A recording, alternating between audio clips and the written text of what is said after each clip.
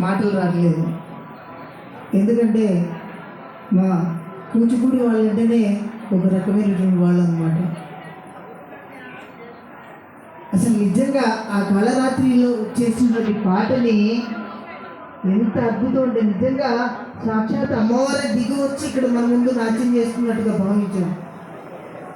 ఈ కార్తీక మాసంలో ఈ బ్రాహ్మణి కళా వేదిక మీద నిత్య కళారాధన అంటే ధర్మపదం నిత్య కళారాధన ప్రతిరోజు కూడా ఇటువంటి కార్యక్రమాలు ప్రతిరోజు కూడా జరుగుతున్నాయి. అందులో మరి మేము అందరినీ చూస్తూనే ఉన్నాం.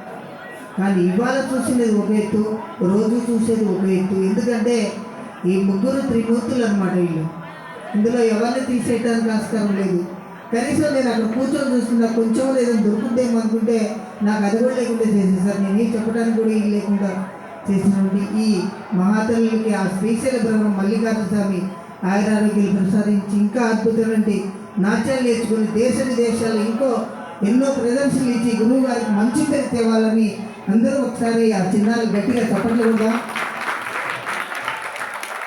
అటువంటి అద్భుతమైన విద్యార్థులు తయారు చేసింది ఆ గురువు గారిని శిరసు వంచి పాదాబంధనం చేస్తూ మరి ఇంతటితోటి ఈనాటి కార్యక్రమం ముగిసింది. రేపు ఇంకొక గురువు గారిచే వారి శిష్య బృందంచే నృత్య ప్రదర్శన ఉంటుంది. అందరికీ శుభరాత్రి.